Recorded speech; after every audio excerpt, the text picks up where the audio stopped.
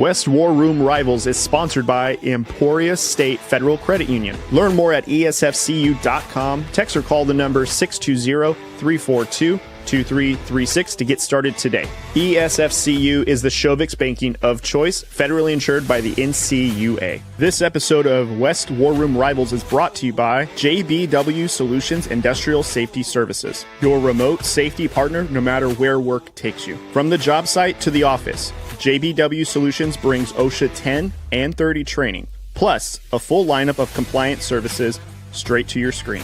Whether you're a small crew or a major operation, they make safety simple, accessible, and effective. Visit jbwsolutionsllc.com to learn more today and stay compliant wherever you are. West War Room Rivals is sponsored by Field Ops. Kansas sports fields just got an upgrade with Field Ops. Looking to reserve top quality sports fields in Kansas?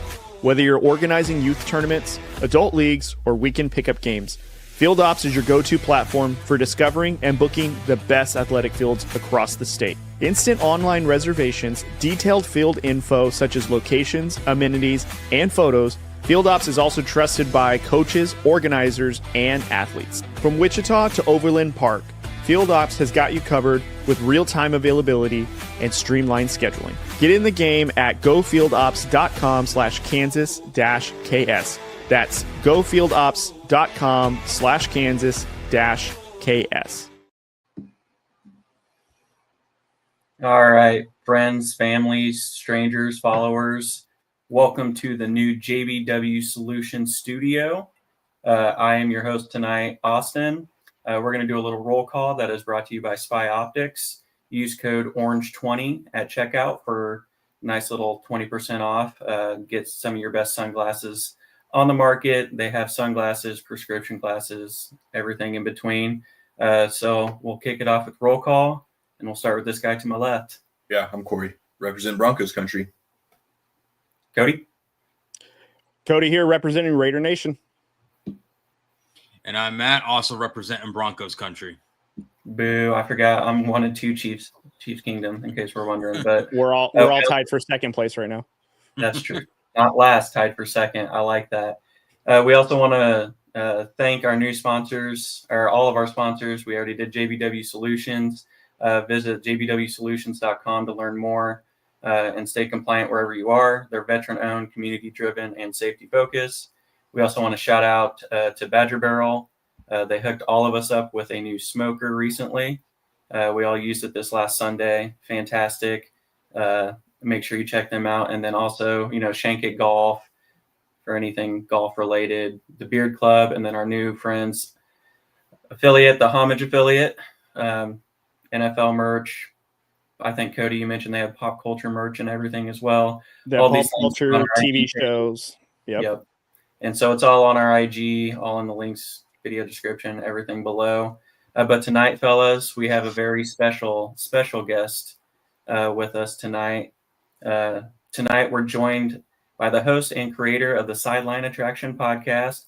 She's Showstoppers Emcee. She's a HOTWORX Brand Ambassador and a 5-time NFL Cheerleader. And she was a cheerleader for the 2020 NFL Pro Bowl.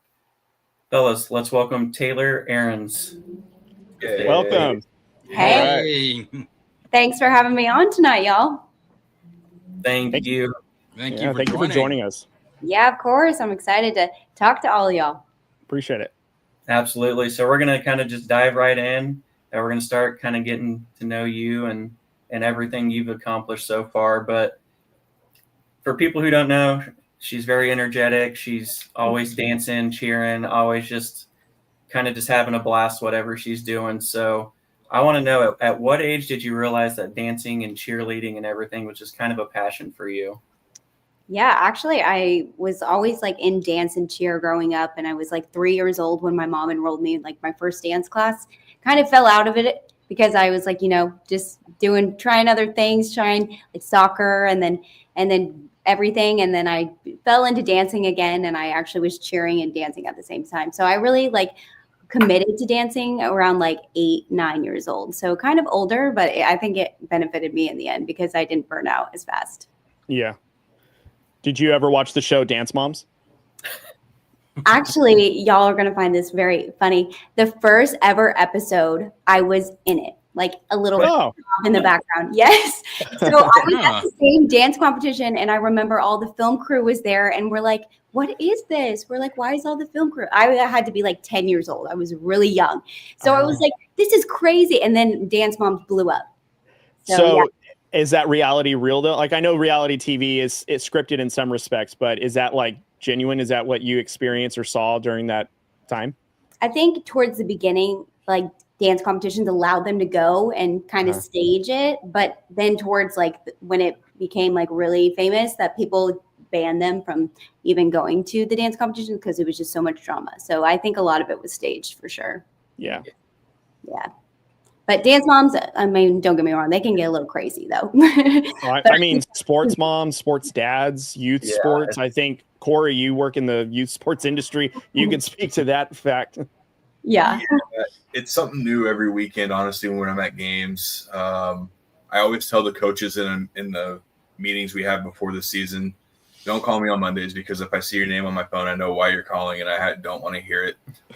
There's times where I go to games and my gym supervisors or site supervisors are always pointing up to somebody and then like, okay, I'll go talk to them. And I'm like, hey, we realize this is a second grade basketball game, right? Like we just got to calm down a little bit. Kids do two hands. They're shooting with the wrong hand. They're doing this and this. So yeah, it's entertaining, but at the same time, it's kind of just like, where have youth sports gone since I played and since we all were kind of part of that? So, yeah. I think you can translate for any sport or activity, especially if the parent did the activity, they like live through their children, which is always Well, and we'll discover this more as we talk to you further about you and being in high school football, of course, down in Texas. But I'm sure on the sidelines, you've seen your fair share of parent-athlete interactions and all that in between. So I'm sure you have crazy stories that you would share just from your perspective on the sidelines. So right, yeah, Texas high school football. I mean, everything's bigger there. So especially on the sidelines, you can hear moms, dads, screaming down there. And these are huge stadiums. If you've ever seen a Texas high school football stadium, it's like a small college stadium that they're filling stands. It's like packed, all the seats are filled, so that kind of deal. So you can definitely always hear parents getting, especially on a bad call, they can really throw their opinion out there. That's awesome. All right, we're going to transition back to a little bit of your cheerleading career, of course. So what's like your favorite memory from being in dance or cheer competitions that first comes to mind? Yeah, it's like a young girl or in general, like whatever your favorite memory is of being in dance or cheer competitions. Yeah, well, growing up, it was like obviously my life. That's pretty much what I consisted of, is dancing and doing competitions and stuff like that. I think the funniest story, when I got older, like more towards my junior, senior year, that's when I started to get really good at dancing, especially because I just was not doing it so much for the award. I was doing it more because I loved it. And I was just going out there and dancing and just being myself. And then I would ditch the awards. So I remember like when I was a senior, I like ditched the awards. And then all of a sudden, like I got a call and I was working at a small pizza shop like once a week. And I was in Philadelphia at the time. And then they're like, Taylor, like you won the whole dance competition. And I was like, oh, that's cool. And then I got to dance that Monday and the trophy was literally the size of me. Oh, wow. Wow. It was like so big. And I just remember that moment just being so funny because I love dance so much and I've always loved it so much. And that was always and still what fuels me today is like just the passion for dancing. Yeah. And I don't really do it for the awards. And I just love it so much. So that's why still today dancing. And like y'all said in the beginning, I'm a little Energizer bunny. Yeah. Most of your videos, even watching your sideline reporting, it's always beginning, ending, or middle, or all of it. Just you kind of dancing around and having fun with it. So you can tell it's still a part of you for sure. Exactly. I think that's a piece of me that I'll never run away from. It'll always be a part of me and a part of my brand, especially with social media. It's like trying to figure that out, and no one is a dancing reporter. So that's what's unique about my brand. So I'm just trying to, keep the grind going and make it happen. Yeah. Love it. Keep it going. Yeah, absolutely. So going on to college here now, you went to the University of Houston for communications and media studies, and then you went to Texas A&M Commerce for sports admin. So what led you to go to those two schools? Right. So I ended up trying out for the Houston Texans when I was 19 years old. Wow. And I ended up making it. So I kind of default went to University of Houston because it was just right by. My family lived in Houston, and I was like, I'm a Texans cheerleader now, so I got to go to school and cheer professionally. So I ended up choosing University of Houston to go to, and I loved it. All the professors there were so awesome and so kind, and I still keep in touch with some of them today, and they help me with as references. So it was actually ended up being the best choice for me, and the path that I just kind of fell into, but it worked out perfect. And then Nice. So funny story is I try to get Matt to be like our dancer. So like when we do our intros, we try to get Matt to do Right. because he's in the Navy. So I'm sure he's I'm sure they have him trying to You dance. can dance if you want to, and you can leave your friends behind. Right. So do you have a favorite memory during college, whether it was dance, cheer, or just anything in general of that? Yeah, in college, I got some really cool opportunities, like broadcasting wise and internships. Like I got to do a lot of work. I worked for Fox 26, which is the local news station here. Oh yeah. Always fun that I would go to work at like 4 a.m, like the early morning shift, and work until like 11 o'clock, and then I'd be done and go to school and class and cheer. And my like years in college, honestly, like sometimes I like look back and I'm like blacked out because it was just so busy. Like I do not even know how I was a functioning human. Like I would get up at 5 a.m, go to class, have like 3 internships, go to cheer practice, and then get like 3 hours of sleep. I'm like, wow, man, I wish I could still get 3 hours of sleep. I got to do some cool stuff in college, like internship wise. And of course I was cheering professionally. So I got to do a lot of great things in the community as well. So that was always amazing that we were out in the community and representing the Houston Texans, but also getting to meet some cool people on the road. A small follow-up to the Houston Fox 26 station. How long were you there for? I was there. It was the summer. So Oh, it was like 2 months. got it. Okay. Because there's a TV anchor here in our local county, Fresno County, that I think transferred.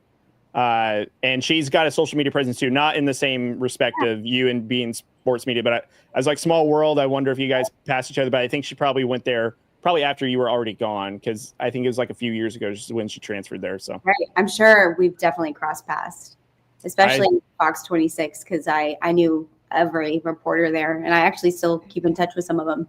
Well, if you've heard the name Caroline Collins, that's her. So. Oh yeah. Okay. Yeah, she was here Oh, for Fresno for a long time, and I think I've met her a couple times at some functions, because there'd be like golf events for like a local Ronald McDonald House that we both participate in, and so I'm sure that's kind of a small world how we all pass each other. So I know, it's crazy. The world is so small. Like even like the sports world, and like just the world is so small, because I do like so much high school football reporting. And then I also, like in the beginning, y'all said I was a brand ambassador for HOTWORX. That's like more of a fitness based company, and those worlds always collide. It's crazy how small the world is. yeah, no kidding.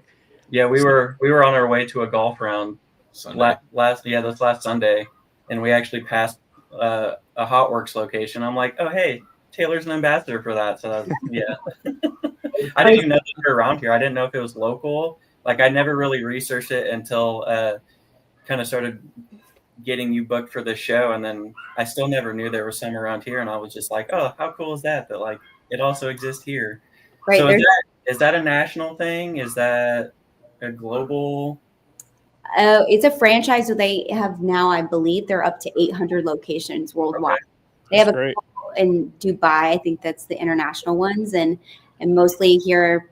I think the biggest states that they have it in is like Texas, Florida.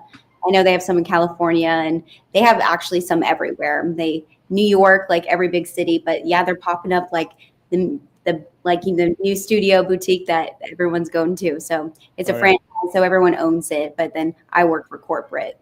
Okay. All right. That's really cool. So kind of circling back to your NFL cheerleading career, obviously, cheerleading for the Texans and the Cardinals. I'm curious, as an NFL cheerleader, what's the prep that goes into like game day? Right. There is so much. I don't think people even realize how much the cheerleaders do. Especially when I was on Texans, we did so much like preparation in order to be ready for game day. We would practice 3 times a week minimum. Like if we had more of a like a quick turnaround from games, we would maybe practice 4 or 5. Wow. But then we would practice from 7 p.m. We would always start at 7 p.m. and there was no end time to practice. So we could be done at 10, 11. The latest I've ever stayed was like 1 a.m. in the morning. Wow. And that was because we were given a halftime performer on a Monday and we had to perform it by Sunday. So we had just a couple days to figure out a whole 5-minute routine, halftime routine. So we were there for a while. Yeah. But there's so much preparation. Usually, typically, when I was on Texans, we would always do 3 dances the entire game. So we would each week have to prepare 3 different dances and get all those ready within the week, or depending on how the schedule was. But we practiced for hours and hours and hours. And then on top of that, we would have to do 50 plus hours of appearances. So that's anything in the community and just helping out wherever you needed, like food. Going to the food bank was a big one, or the children's hospital, or just going to like a Cane's opening. We would go to a lot of those. So it just, whatever it was, we just being in the community and showing our faces. That was another element of the job too. Yeah. So it probably adds to the game day experience, right? Because I know you can go to games and you see, the cheerleaders are doing the t-shirt tosses, or even before the games, they're out there taking pictures with, the kids and whatnot. So how are you able to kind of stay focused in on the task at hand while trying to interact with people, or, they're trying to get your attention while you're trying to kind of stay focused in? Yeah, I think as dancers, we all got really good at multitasking, being able to have so much practice throughout the week with our dance routines. Then we would just be able to go out in the community and just put on our cheerleading face and just smile, and kids and whoever came up to us were so excited to see us. And I think that was what really fueled us in that moment. No one would really pull us in other focuses out of direction, because they would just be so excited when they came up to us. And that was we were focused on them, because some people don't even get to go to a Houston Texans game, because you got to look at it like that. Right. Could be the only interaction they'll ever get to a football game, because they don't have the opportunity to go to a football game. So just making every moment for them special was the main priority. What's a common misconception that you know of or you've heard of that you want to clear the air about NFL cheerleading in general? Yeah, I think especially for you judge a cover, or what is it that you judge a book by its cover? Mm-hmm. I think that is definitely for a cheerleader.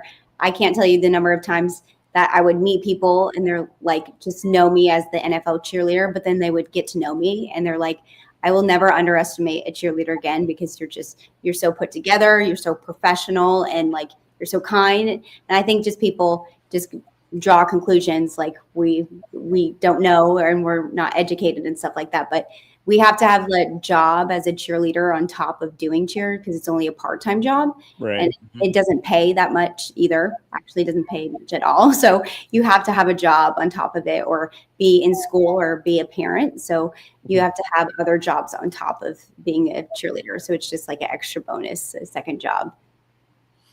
Yeah. I mean, on top of that, though, did you have any favorite moments of being an NFL cheerleader? Oh, I had so many. I did so many cool things as a cheerleader. I got to go on a USO tour to the Middle East and Africa. Oh, wow. Djibouti, Africa, Qatar, and Abu Dhabi. I've been there. Nice. Yeah, it's incredible. I got to go for 2 weeks and go to all the military bases out there, and it was just the most magical experience.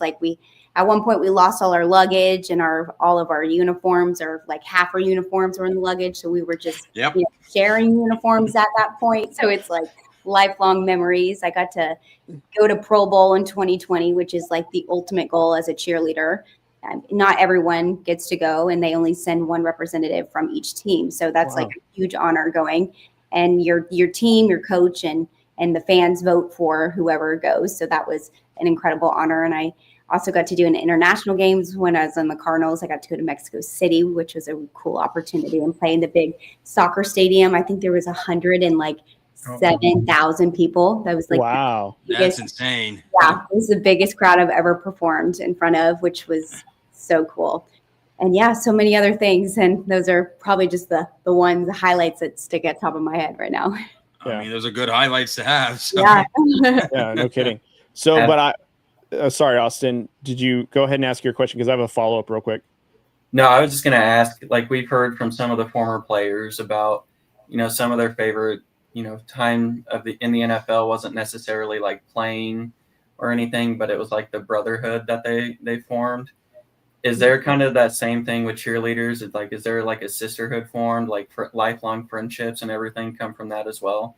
Absolutely. Sisters for life. We spend hours and hours with people. I mean, and not everyone you stay in touch with, but I have my close friends that I still stay in touch with. My best friend, I still am so close to her. So you meet a lot of incredible people. Obviously, you don't stay in touch with everyone, but they do.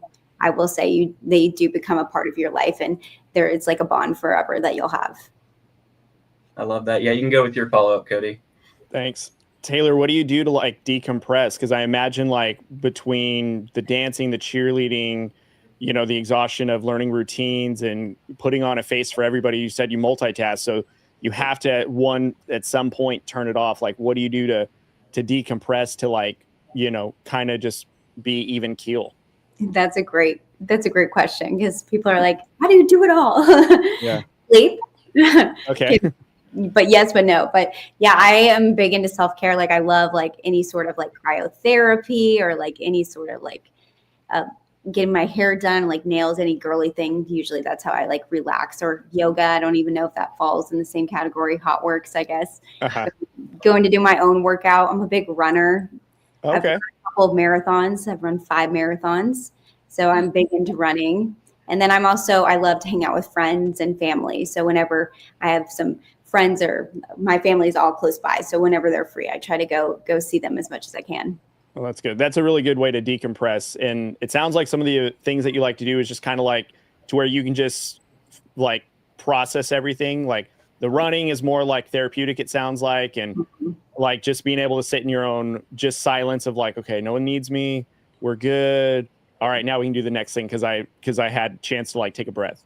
Yeah, a lot of times throughout my day, I just say I need a Taylor 5, which is just like 5 minutes of me just sitting there and doing nothing. Just I love that. Just being. Yeah. Right. I do have. You're the Energizer Bunny, because your way of relaxing is to just keep going, like with running. Right. Like, keep going. Like I'm relaxing, but I'm still gonna just go. Still going. I know. Yeah, love it. I do have one quick follow-up before Austin gets to his question. So, he brought up some of the NFL players. They talked about the thing they miss the most is that brotherhood, the camaraderie. But they also talked about the pranks they would pull on each other. Now, do you guys pull pranks on each other in the cheer room, or is it kind of like you guys keep it a little bit more professional? We've done some silly things. Like one year, our coach, she was pregnant, so we all dressed up as her one day. We all came in and we put the wigs on, and kind of same thing when I was on the Cardinals. We all my coach, she had a bob that was very defined. Right. So we all got blonde bobs and all went to practice. So we would definitely do silly stuff. I think we would have so much fun in practice. I think someone said that earlier. Like that is the best part about being a cheerleader. A lot of people don't see the behind the scenes stuff. So like those practices, like that's where you really made the most memories, because you just be there for hours. And especially when it get really late at night, like 11 o'clock at night, you just become delusional at that point. Yeah. Gotta call it, because you all are just going crazy right now. Yeah, that sounds about right. I feel that. Yep, I feel that. Yeah, at this age, it's gotten to about 9:30 is when you get that delusional state. But 11 o'clock. This is more just at any level, at any point, whether it be high school, your college, NFL, whatever. But have you had a favorite interaction with a player or a coach, or was there just a favorite stadium that you remember cheering at? Just any or all the above? Yeah, I think a lot of the players are very kind. We don't really get to have much like interaction as a cheerleader, but we would always be in the appearances with them, and like they would show up every now and then. And all the players were very kind to us. I got to meet JJ Watt once, and he was very kind. And that's great when someone's like so big in the community and he lives up to the hype in person, which is awesome. I've had a couple players that are very like stay away from, because they were just like, you would say one thing and you're just like, yeah, they just don't talk to them again. They're just going to mind their own business, and I'm going to just stay in my lane. But most of them are really kind and really awesome. And for stadium wise, I've cheered in the Texans and Cardinals. So a lot of most cheerleaders, we don't cheer at away games just because like usually the cheerleader that is the home team, their cheerleaders are there. So I personally only cheered in the 2 stadiums. And when I went to Pro Bowl, I got to cheer at a stadium out there. It was like Camping World. It was it wasn't that great of a stadium. So I guess it counts, but it doesn't. But I guess the 2, I honestly, I liked Houston over the Cardinals. Yeah. That makes sense. And then the soccer stadium, right? That one with the mask. That was pretty cool. And when I cheered in the Mexico City, it was raining and the stadium was like a big like donut. So basically the players and us were getting soaking wet, but the fans were dry because they had so they were soaking wet. A quick follow-up. Do you ever have a close encounter where you just got ran over by a player on the side? I know sometimes you'll see it during a game where you're facing the crowd, so like you're not even in tune with what's going on. Does it ever cross your mind, or has it happened where you've been unfortunate and gotten ran over? Yeah, it's happened, like close calls for sure. It was always my dream as a cheerleader. This is the one thing I did not check off my bucket list, but I always wanted to catch a ball. Here and like catch it. And so I always stayed ready for that moment. It never happened, but you never know who might sign you to a 10-day, Exactly. I'm still on the sideline, so I'm still like, we can make it happen. I'll always be ready. But yeah, I've had a couple close calls, never like trucked, but I've seen it happen, and it doesn't look pretty. Yeah. So in the almost 30 minutes we've been on here, we've obviously seen the energy, the passion. Where does that come from? I think I'm very self-driven. I've always been very self-disciplined. I think that's the perfectionist in me. I've always wanted to be my best self and continue to be my best self. So I think that it's a lot of I'm just very self-driven, but I also come from a great family. My parents, they both worked so hard and they're both very successful in what they do. So I had great examples in my life of how to work hard and just, be a positive self, because like when you're positive and you just keep going, great things happen. So I think I had some great examples, but also I'm really self-disciplined. So I think that helps a lot too. Yeah. I mean, I don't always have the most energy. I try to be, it's just sometimes we do our okayest. Yeah. When you got to go lecture a parent to not yell at other, athletes, I'm sure that's pretty draining too.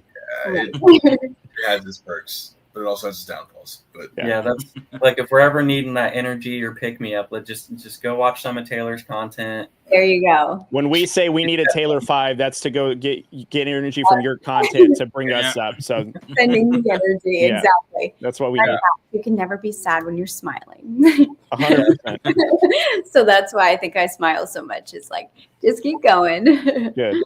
Yeah, I think the last one I saw, you looked like one of those like inflatable like wavy things on your dance thing, and I was just like, you're just never not going. It blew my mind. But kind of just a random question to end this. We've kind of mentioned it a little bit, but I wanted to see if you have any more ways to describe it. But how insane is the world of high school football in Texas really? Like, what is it comparable to? Oh, it's so crazy. Like, football is like everything here in Texas, like especially those small towns. Like, and if they go to a away game, like whoever left last of that small town, they turned off the lights. Like that town, like the whole community will show up, and it's so incredible. Like, I was actually at a game last weekend, and just like all of the pregame stuff that they do, like it was the Woodlands High School local school here in Houston, but their inflatable for the guys to run out was 43 feet tall. It Holy cow. was one in Texas. It was like it's like giving a skyscraper a run for its money. So like people are like so dedicated to high school football here, it's so fun. It's like, I will compare it to like small colleges, because people show up so big, and even the runouts, they do that, and then they go in halftime and they do it all over again when they come back out. They inflate the whole things and they run out, and just the talent in general too is so great. Right. Like, guys a lot of them come here to play football, and it's next level here. Yeah, I you know always that see movies and shows about it, right? But again, yeah. you never know how much it's exaggerated. So Mhm. kind of like to know that they may be underselling what Texas high school football. I mean, like Friday Night Lights, the show or the movie, like what you just said, they literally closed down shop. Everything's closed and everyone goes. I always wondered if they really did. Like, can you really afford to close down a town? But it Oh, sounds like they really do. they really Yeah. do. Yeah, the whole town shows up, and actually, where they filmed Friday Night Lights, it's out in a town called Pflugerville, which I've been there multiple times. So it's the real. I think it is like what the TV shows and movies are. It's a really big deal here. Yeah, I remember watching this show on Netflix called Friday Night Tykes, and it was talking about like Pop Warner football all the way up, I think, into like U13 and the championship and all that stuff. And that was very interesting to see the seriousness that they're putting into these kids that are like, 12, 13, 11, like just the craziness of it. But Taylor, I do want to kind of ask you something from a female's perspective when it comes to being in the world of sports. So earlier this week, I think it was this week or maybe it was last week, I'm getting my days mixed up, but we had Brianna, who's a young content creator in the sports media sector. And, we kind of got her perspective because she's up and coming in terms of like what it's like to be a female in the world of sports and in sports media. So from your perspective, because obviously you were NFL cheerleader and now you're doing Friday nights on the sidelines in high school football, how do you feel about more women being involved in sports media, having more of a presence? Like, what does that mean for you, and what's your thoughts on it as it's growing? Yeah, I think that's a great question because obviously sports is very male dominated, but there are a lot of females they're coming up and getting involved in sports, which is so awesome to see the amount of females that are breaking through the industry. And I just think for any female out there, it's just like, know your stuff. Like, I think you're always going to be challenged right away because you are a female, and just knowing, like, you have to know a lot about football, and you have to know a lot, or whatever sport you're covering. You just got to know it like probably better than the male, because you're always going to be put to the test, and just always being on time too, and just always being your best version of yourself, and just confidence. I think that is something that I've always, like, as a young girl, I was always struggling with my confidence, and sometimes I find myself in the slippery slope trying to fall. I'm like, no, we're confident. And I think if you can be confident and just go out there and just, roll your shoulders back and just stand tall, I think you can be successful in anything. So I think for any female that wants to get in the sports world, I think you go for it, because I think all the females, the better. So I think it's a great opportunity for females to break through the industry for sure. Oh, good. I have one last follow-up one. And I think I want this because I have daughters. And so I kind of, if they ever get into sports, hopefully, if not, totally fine. But for those that are also into sports for females, and in your perspective, when you would get pushback, and I'm assuming during your career, you've hit roadblocks, probably specifically from male voices. So when you hit those roadblocks, what did you do to like persevere or pivot, or, what did you do to make sure that you didn't get discouraged from stopping what you're doing? Right. I think you're going to get a lot of no's, especially just for anyone in the broadcast industry, or I guess any industry you do, you're going to get a lot of no's.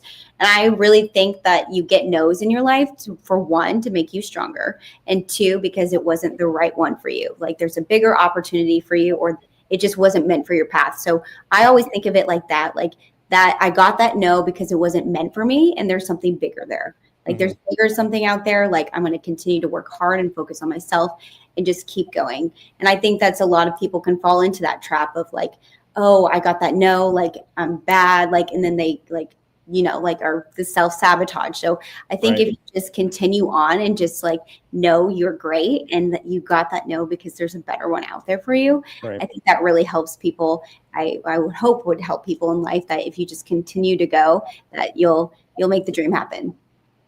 That's a great perspective. Thank you for sharing that. Yeah, I love the part where you said, "No, you're great." I love that you said that. That is so important, because if you don't think you're great, you're gonna have a hard time making others think that you are. So I know, especially nowadays, like content creators, they can sell anything because people fall in love with them and they're confident in their self. So they're just selling anything and everything. So that's another great example of like, just have self-confidence and you can sell whatever you want. Yeah. Yep. Well, and also too, though, like as being a content creator, and I'm sure you share this, it's a lot of like, it's kind of like you're pushing yourself out there to do it, whether you want to do it or not, because you have to. I'm sure initially content creators don't want to, or, again, our own worst critic is our own inner voice. And so, if you talk yourself off from doing it, you'll never get successful. So, if you just do it, go for it. Know that, you can do it and push yourself, then you do great things like what you're doing, Taylor, because clearly, I'm sure you had a lot of self-doubt, but pushing yourself has gotten you to today and doing all the great things and opportunities that have presented you, Right. And I sometimes use it as fuel too. Like I saved every single rejection that I've ever gotten, which we're up to the hundreds of the amount of rejections that I've got. So when I get I feel like when I get like a big job, because I'm still trying to grow throughout my career as well, I'm going to post every single rejection letter and say, thank you. Exactly. Thank you so much for that. You just added fuel to my fire. That's the kind of pettiness we go for. Yes, we need absolutely. I'm making a collage myself for every time that we reach out to a sponsor that left me on red. I'm making a collage. Yeah, exactly. That'll be my Taylor 5 right there. Exactly. And I will say, once I decided that I wanted to reach out to these guys and create this kind of podcast that we've been doing, while it was always cool to have former players and, obviously the coach for Meal all the way down to, John Abraham. But our goal has always been get more women in sports on our show, because it's important to us that we continue to be part of the trends that help this cause, right? Like there's really good female, like sideline reporters, even, commentators during games, and they need people to help continue to fight that fight. So that still is our mission with our show is, yes, we always are wanting the players on here, but we also want the women in sports on here as well, because like Cody said, he has daughters, our friends have daughters. We want to, if they want to be in sports, they have every right to do the exact same things that everyone else is able to do. So again, thank you for coming on and sharing these with us tonight. Yeah, that's incredible. Thank you so much. And thanks y'all for always highlighting females. I think like y'all said, it's not very many of them, but I feel like more now than there was like years ago. So there's a lot more females in the world, and especially play-by-play. I do know that's becoming a huge want for female play-by-play broadcasters, because there's just not many. Yeah. So I think it's now a more of a hot commodity for females to get into the sports world, which is absolutely good. Yeah. Even in before we transition a little bit, like I always tell these guys already know, one of the best people I've ever served under, senior enlisted wise in the Navy, was a woman. And some of the things that she started out from the very bottom of the ranks. She was stationed in the Pentagon during 9/11. She went to both Iraq and Afghanistan. One of the few women in the military with combat action, and I will follow that woman into a fire, and there is no one that's going to tell me any different. So, females are bosses. That's the pretty much, They can get it done, All right, Austin, transition us, buddy. Absolutely. I think the next section we want to do, we kind of just want to give you the microphone here for a few minutes, Taylor, to just kind of highlight some of your, accomplishments, some awards you've won, some highlights of your career, kind of just, sell yourself a little bit on some of the things you've done, little sales pitch and everything. And really the floor is just yours. All right, perfect, I guess. Well, let's start. Where do I start? So I kind of mentioned earlier, I got to go to Pro Bowl, which is like kind of the highest honor as a cheerleader. So they send one representative from each team, and I got to go in 2020, and we were out in Orlando, Florida, which was incredible. It's basically like a massive cheer team of all different teams, and we just make one mega team, and it's an incredible experience. And that was like right before COVID hit, which was really nice that I got that whole experience before the world shut down. Right. And I'm so glad I had that memory in that year. And I also was able to get all A's in college and my master's. So that was a big honor. And I was able to get my master's and my undergrad in 4 years. So I got my undergrad in 3 years, and then COVID hit and I was just in my house all day. And I was like, I'm just going to do lots of school. So I ended up getting my master's in 1 year, which is insane when I look back at it. But I was doing nothing. So it worked out in the end. Hell of an accomplishment for just being alone, I guess. Yeah. Exactly. I'll just get my master's degree now. That's fine. Right? I'm just going to do it. And now I look back and I'm like, I wish I stretched it out a little bit longer, like just a little bit, because, school is the best time now that you're in the workforce and everything. Oh, yeah. 100%. So all the young kids, you're like, oh, enjoy it. Yeah, this is the most free time you'll have, is what they say. But yeah, and then I've run 5 marathons.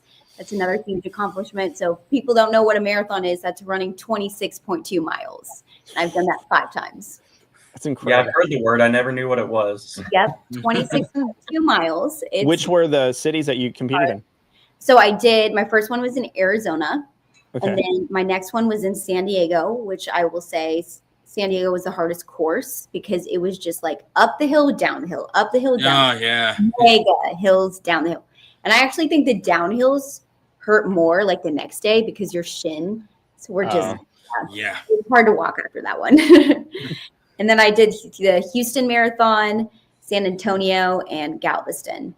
Nice. Yep. 5. So Geez, are you doing any more? I'm actually signed up for Houston next year, January of 2026. When does training begin? Yeah, I was just thinking about that. I was like, I should probably start that now, especially when we're in football season and I don't have much time to train. We're going to probably start that process right now, or like not right now, like in the next couple of weeks. I don't envy you for having to train, that's for sure, but I will definitely root you on. Yeah. Appreciate it. Yeah. It's like, I think the training is honestly harder than the marathon because it's just like hours of training by yourself. And right. Race day, I'm running because Houston, I've done it before, and all my family lives here in Houston. It's great that they're all around my family. They'll chase me. My grandpa and my mom last time were on a bike, just following the whole course. So they'll probably do that again. And my little cousin is actually, I guess she's not little anymore. She's now a senior in high school, but she's running it as well. So we'll wow. together. Yep. And then what else have I done? I've been in a vault. I've been published in a chapter for a book. Oh, wow. Impact of Influence. And I got to write a chapter in the book about overcoming adversity and influencing others. So I was a published author, which is cool. And and I think I've gotten to do a lot of great things throughout my life. And I just gotten so many cool experiences. What I've not mentioned, I've been involved in the New Kids on the Block concert. That was pretty cool. Cool concert setting. And there was like thousands of moms screaming everywhere. But I was like, different setting, getting to be in the more concert scene. I got to perform on stage with T-Pain, which was really cool. Oh, wow. Then I was on the side of a bus.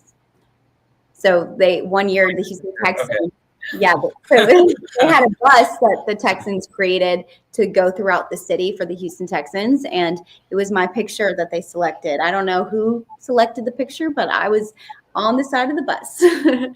Did one of your family members say, hey, I just saw you down the street and sent you the photo of the bus? Exactly. Exactly. And then being actually on the subject as a HOTWORX, like being a brand ambassador and a virtual instructor for HOTWORX. And now that they have like 800 locations like worldwide, I'm on billboards now, sides of buildings. I think that is like the coolest thing. Like I'm on the side of the building in Dubai and I'm popping up everywhere. I lived in Philly for a little bit because my dad was relocated out there when I was in high school. Mm-hmm. So when I was in high school, I lived in Philly, but now when the people that still live there, they are like texting me and calling me. They're like, oh my gosh, you're on the billboard on the highway. So it's like just those kind of moments. It's like, whoa, that's really cool. Yeah, that is really cool.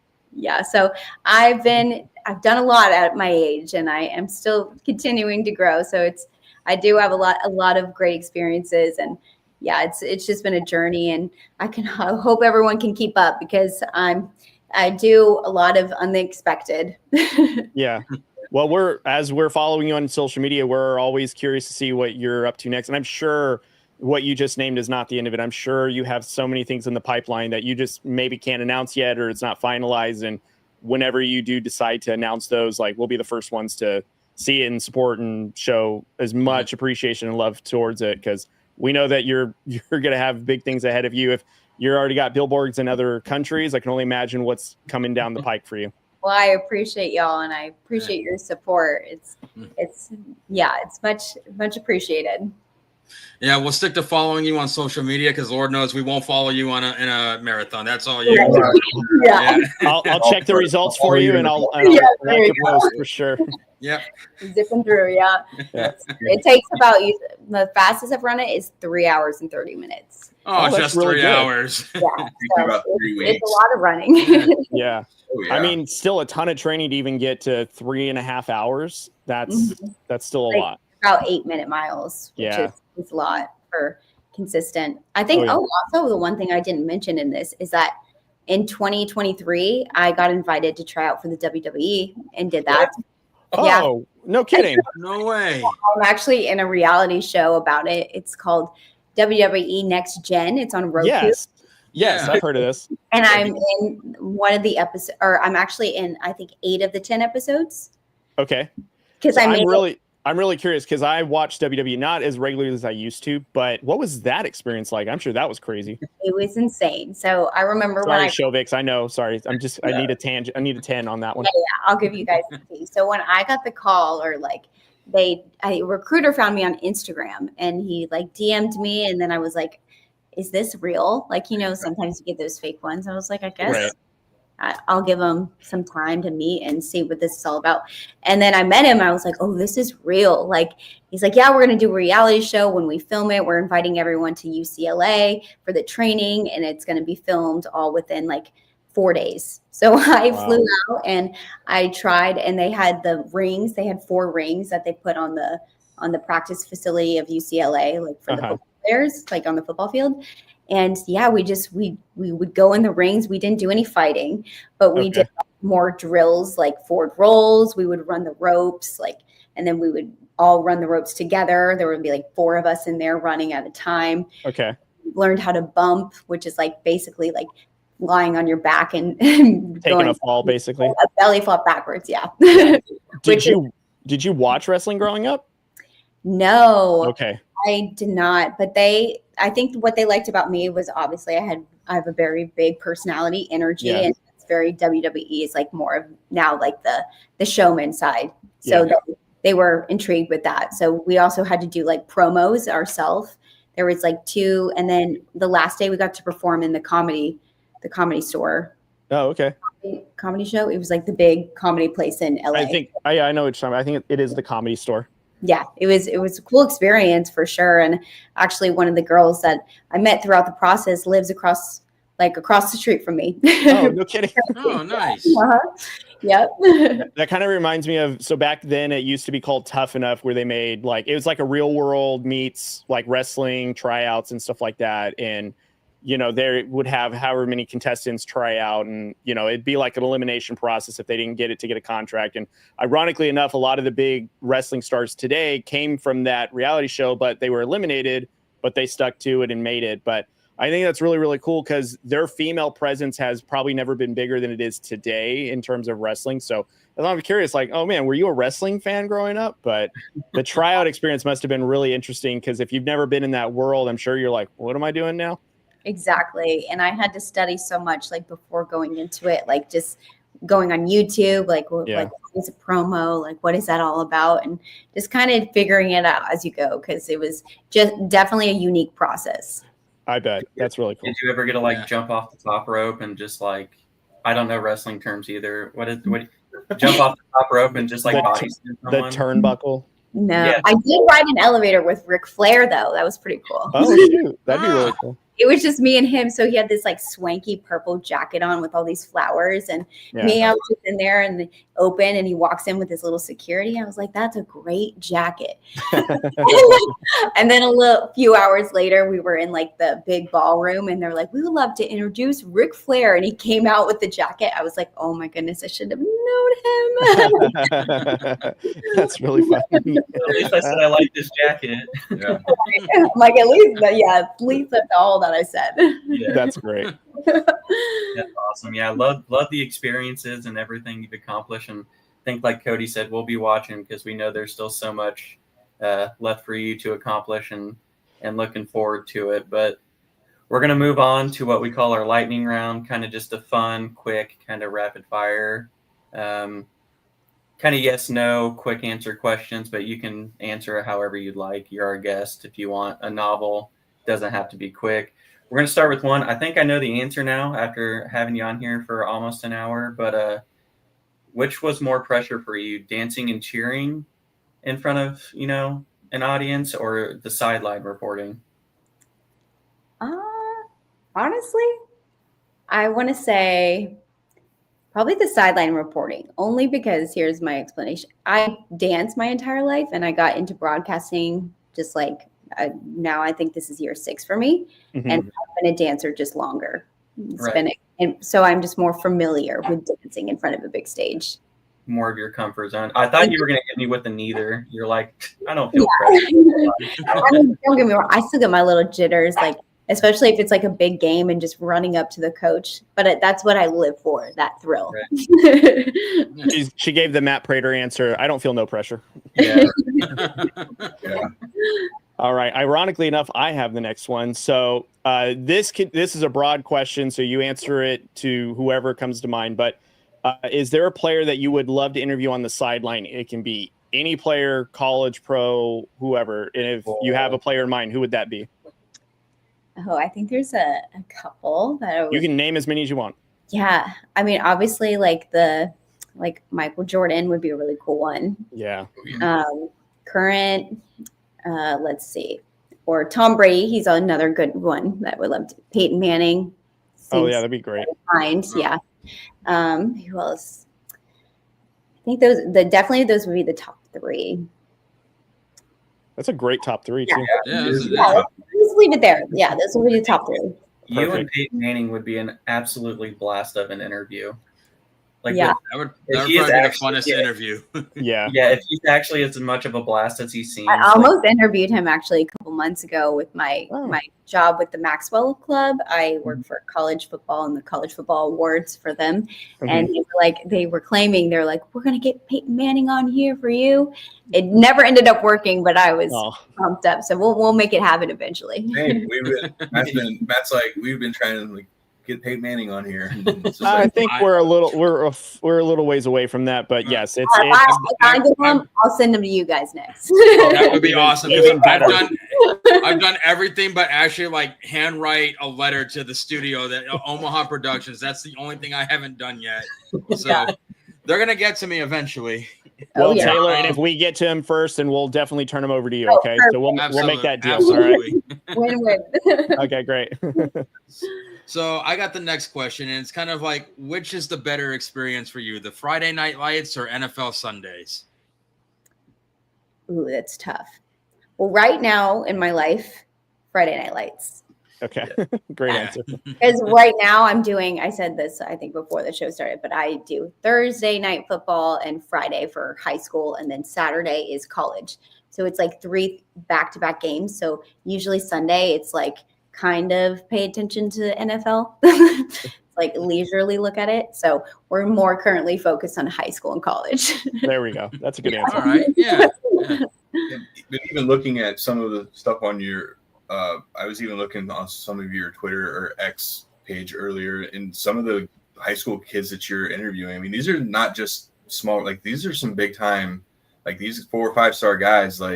It's not just any player. I mean, these guys are the highest level of Texas high school football, which could be pretty comparable to, an NFL level type thing. So, it was great. I really did enjoy seeing some of that, and you kind of profiling guys that are getting recruited right now, and then kind of you listing off some games, college Saturday games. I see a lot of Texas high school football within these games, so it's just that was cool. So cool. Go ahead.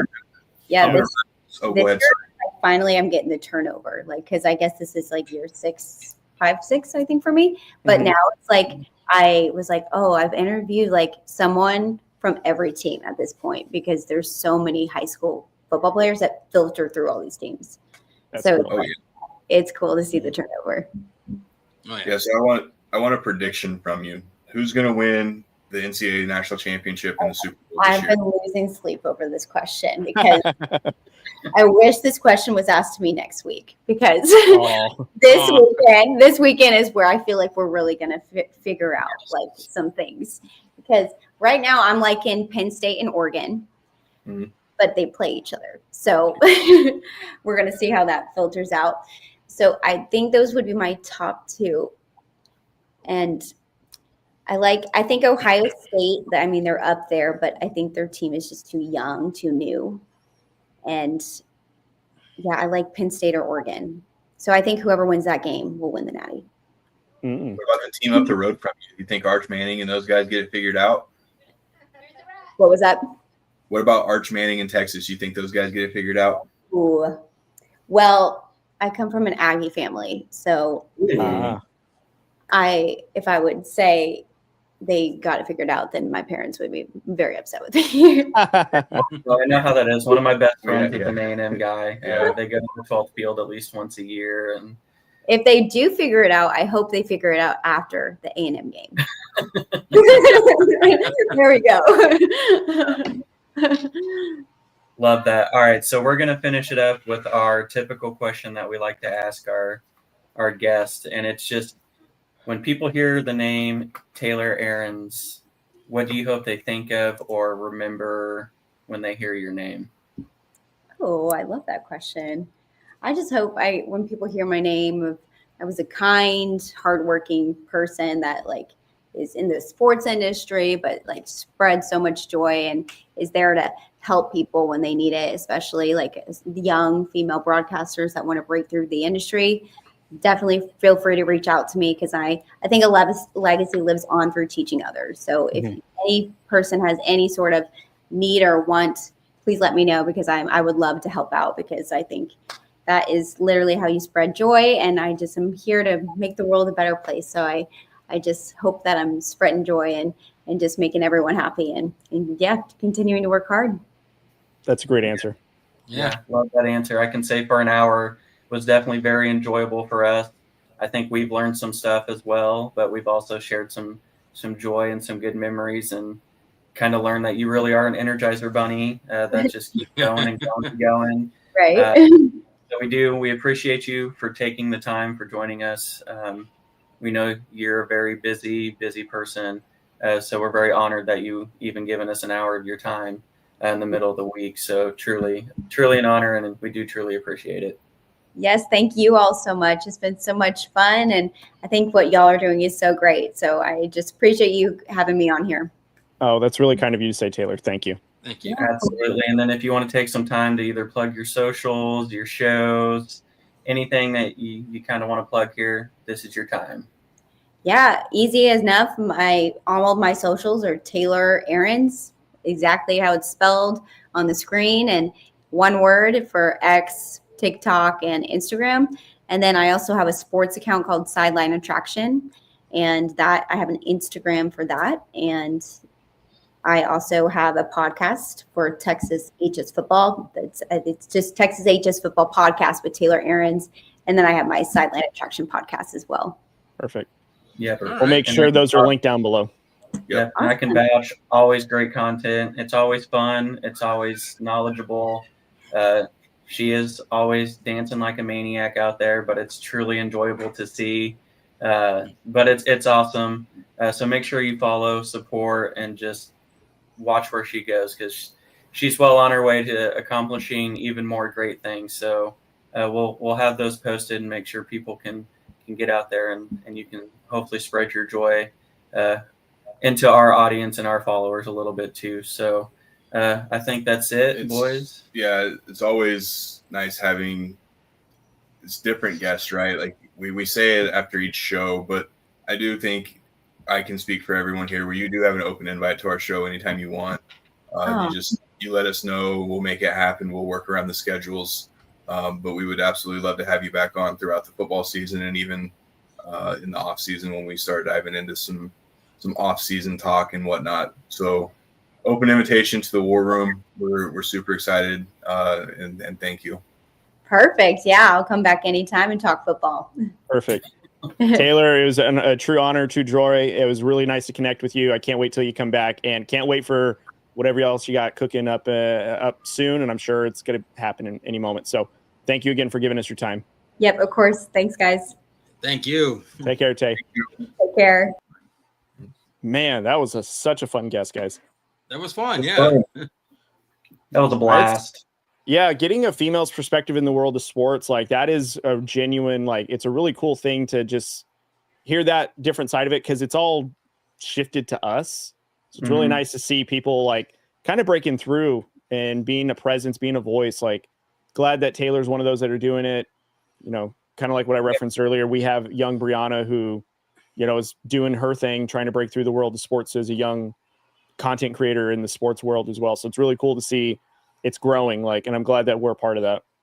Yeah, I think, you know, between like Deb and Bethany and Brianna, we're seeing a lot of great, and Des, yeah. Des, shout out Des. Des is hilarious. I know she's great. Rough times right now. Yeah. But it's really enjoyable, like absolutely Des. But I think just being able to see all these different perspectives and journeys that they've all, you know, had to go through to get to where they are currently at, and then where they're trying to go. It's one of the more enjoyable things that conversations we've got to have so far with all of these different ones. So yeah, it's been a blast. Yeah, I like it because it was a change of pace, right? Like, yeah, we've had great episodes and great shows this week, last week. It was just a change of pace, you know, take your mind off of, you know, what's going on right now, and just have a casual conversation and what she was able to do with her career and where she's going with her career. So yeah, it was nice to step away from talking about how bad our teams have been lately. I'm really glad we didn't do that tonight. Yeah, we just vented it all out last night. No big deal. But, yeah, Maddie, you got something? Yeah, you know, and it's great that she was able to come on here because, you know, we've had journalists, reporters, content creators, athletes, coaches come on the show, but never have we had a cheerleader before. And, you know, I don't know if you guys have heard the stereotype, but I've heard it as well. Like, cheerleading's not a sport. Well, look what she had to go through, all like the long days of practicing, and like, hey, we have 5 minutes to come up with a halftime routine. Right. You know, I mean, not every sport has to be a contact sport. Like that takes a lot. It does take a lot out of you, and to go through that and persevere through that, I mean, it's amazing that they're able to do it. Yeah, 100%. Yeah, and I don't know about you, but I can't do any marathons, so I can't do marathons. I can't do no flips. I can't do none of that. So yeah, like I quote unquote played these things that people can call sports, but I'm not doing anything near athletic as what she's doing. Yeah, I would be the one that they leave behind because I don't dance. So I tried like the 30 seconds worth of a yoga pose yesterday, and I was like, yeah, this is not for me. I need to do basic stretching just to try to start getting back into shape because the yoga stuff. Yeah. No, not ready for that. Yeah, I got to pep talk the knees. All right, boys, it's another day, one knee at a time, man. We got to get up out of bed. Let's do it. Snap, crackle, pop. What was that? Is that a ligament or is that a joint? Every morning. So I'd like to say we're done for the week, but we're in fact not done for the week. We got one more, boys. We do have, I think, a pretty decent football game tomorrow, but then Friday is a big day for us. Well, big day for Austin mostly also, because this is probably, and this is no dig to any of the other guests that we've had, but what Christian Okoye means to Chiefs Kingdom, I kind of undersold that. And just the reactions that we've been getting from people when we pushed out that we're getting Christian Okoye on the show Friday, it kind of has me fired up for it, just for the simple fact of I maybe undersold how much he actually truly meant to Chiefs Kingdom. So I will absolutely admit that I was off on this one. So this is for you. So I'm gonna let you kind of dive into it. Well, it's for us. This is for the War Room. I'm gonna do my best not to fanboy. If you don't fanboy, I'd be upset. That's true. Truth be told, so it's I have one autographed jersey, Christian Okoye, I went this last weekend to see how quick he could get it framed for me so I could like put it up right here during the show. And he's like, we cannot turn, because it's nice. I mean, you saw like I don't want to give it like say what it is yet, but you saw the other one that I got framed, like that thing's the size of a couch. Right. So he was like, dude, we cannot turn this thing around in like less than a week. And I'm like, I'll pay you double. And he's like, that's not the issue. But all right, you drive a hard bargain triple. Yeah. Right. Yeah. But no, I was aware of how much someone like him meant to Chiefs Kingdom, but I think it's even more than that. Like the things he does within communities where he's from, even in Kansas City and everywhere. He's had an impact on so many lives, not just fans, but even just like the youth, because that's what his foundation is towards. I think the impact is, we're going to see it on Friday, but we're going to, talk about the impact he had on the field, obviously to Chiefs Kingdom, but the impact he also has on the lives of the kids and their families, right? So it's going to be a great episode. We're completely honored. I mean, it's freaking, it's freaking Nigerian Nightmare guy. Like, I know you guys Raiders and Broncos fans, whatever, but like at the same time, like as a football fan, as a fan of him, like I am so excited. I know you guys are kind of getting fired up the closer we get and realizing how big of a deal he is as not just a player, but as a person. Friday's going to absolutely just be on fire, and people want to make sure that they do not miss that, because we have good stuff lined up for him. But I mean, Matt, we have some ties to this because I mean, some of the biggest collisions was Steve Atwater. I mean, Steve Atwater's been openly, he's been vocal about the times that he's had to, battle Christian Okoye. So honestly, and that was a time where the rivalries were thriving. Rivals, yeah. They were thriving. They hated each other. So, I mean, I can remember Steve Atwater just absolutely meeting him right there in the middle, and it's just boom. And then Steve Atwater still talks about it to the day of, what that moment was like. So, I mean, that was football, and that's where kind of the rivalries were doing, well. Mm-hmm. Yeah, and he was one of the most feared running backs in the league for a reason. When I was doing the post, like, get to know him a little bit, trying to hype up that episode, just going through his story and then watching some of these highlights. I mean, like, kudos to the guys that squared up against him, because he's a big boy.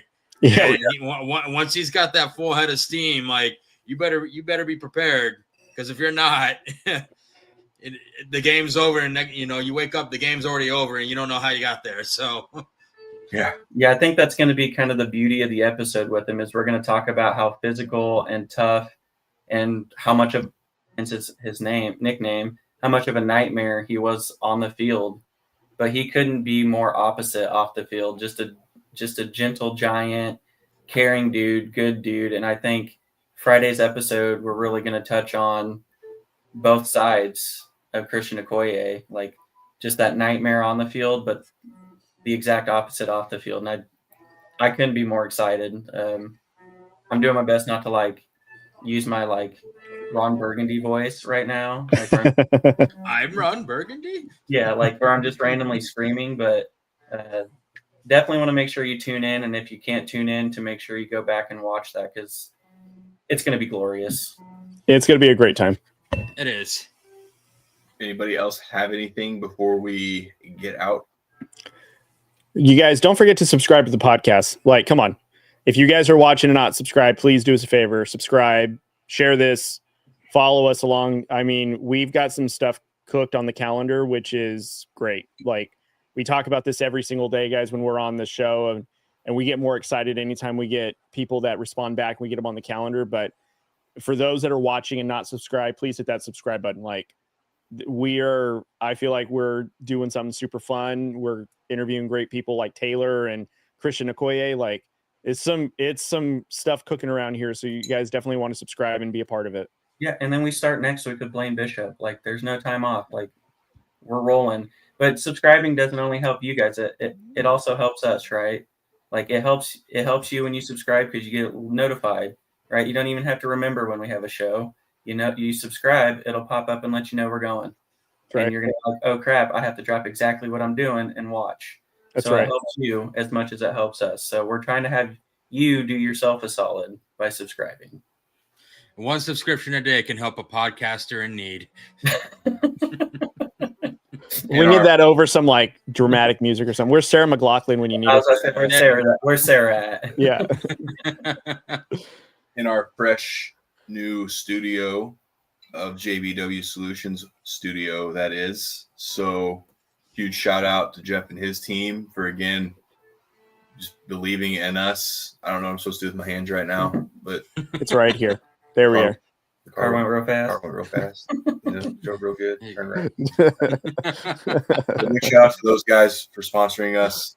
Angie and her team over in Emporia State Federal Credit Union, still the Shovicks banking of choice for 15 years. So make sure all of our Emporia peoples that watch this go see Angie and her team. We got the Shank It Golf, we got Beard Club, Homage, Badger Barrel. Matt hit us with the Badger Barrel saying, in a world of butterflies, be a badger. Yeah, I've already got the menu ready for the weekend on what I'm going to be diving into on the old Badger Barrel. So I'm same. excited to see that. Yeah, because we got a lineup for sports fan, like the Ryder Cup for golf this weekend. Oh, yeah, that's right. The college football slate is absolutely insane Saturday. And then you have kickoff starting at like 8:30 for us in the morning on Sunday with the, was it London game? It's Dublin. Dublin.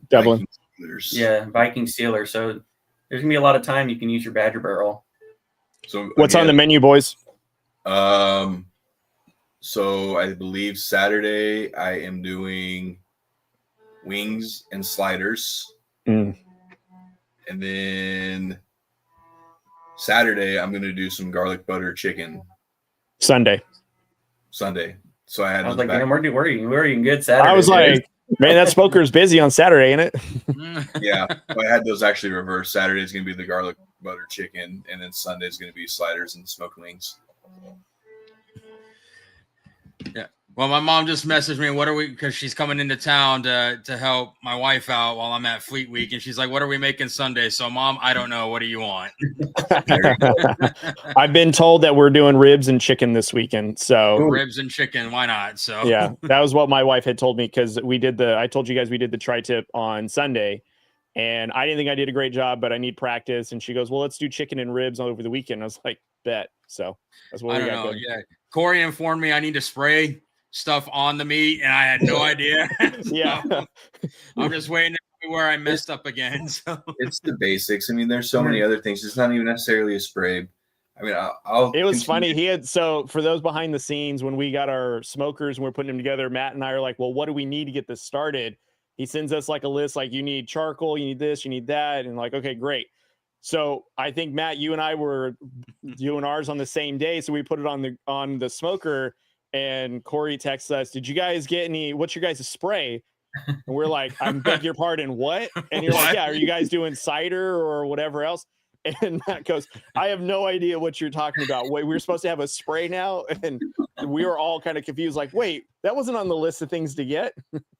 By that point, the tri-tip and the ribs were already done. Again, everyone liked them. They came out good. So I was like, cool. Well, now I know spray. I know. I go walking around my house. Honey, do we have apple cider vinegar and a spray bottle around here? There's so many other options. It doesn't have to be that. I'll continue to guide you guys along as we continue to use our wonderful Badger Barrel smoker grills. Yes, so, it's like when you call your dad, like when something goes wrong with the car. Dad, what do I do? Why would you say that to anyone in this JB studio right now? JBW studio right now. Not all of us have a dad to call. Yeah, you do. Jeff is all of our dads. His name is. He's already adopted you. All right, you're all stepbrothers. You shame me, son.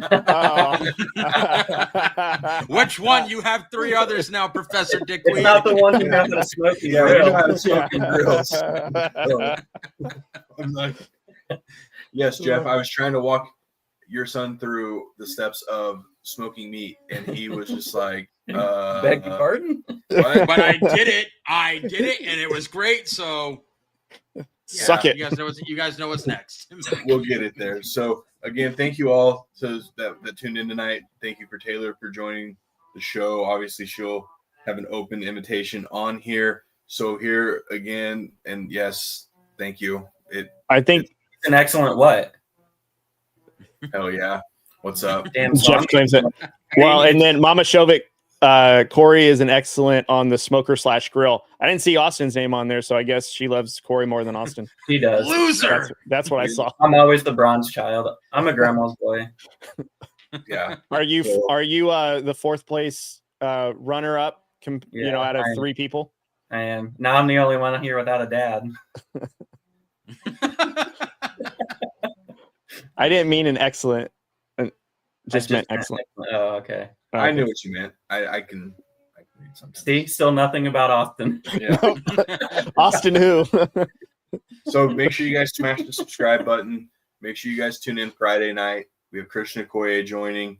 It's going to be an outstanding start to the weekend that's full of absolutely amazing sports and food. So again, without further ado, we'll see you guys on Friday. It's still laughing emojis. See.